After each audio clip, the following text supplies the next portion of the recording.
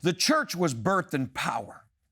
In Acts chapter 2, the Bible says that they were, when the day of Pentecost had fully come. Yes. Brenda, think about that. Yeah. And they were gathered together in one place, and suddenly there came a sound from heaven. That was not a natural sound. That was a supernatural sound. Correct. And it said there came a sound from heaven as a rushing mighty wind. Again, it was not a natural wind. We're talking about the supernatural, talking about the birthing of the church. There's a supernatural wind.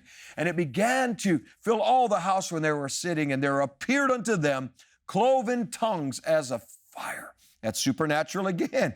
And they all began to speak in tongues as the Spirit of God gave them the utterance or the words. And if that wasn't enough, man, people around them began to see in the streets. It spilled out from the upper room. Again, that's the church, out into the streets. Yeah. Some mocked and said, these guys are drunk. There's always going to be those that mock the supernatural power of God, but yet they'll embrace the evil in the movies or whatever. Exactly. Right, yeah. But notice there were those that said, man, what meaneth this? We want this.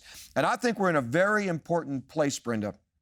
When we talk about the supernatural power of God, we're talking about in the church. That's why if we're a pastor, come on, we're an intercessor, we need to be praying, calling out to God.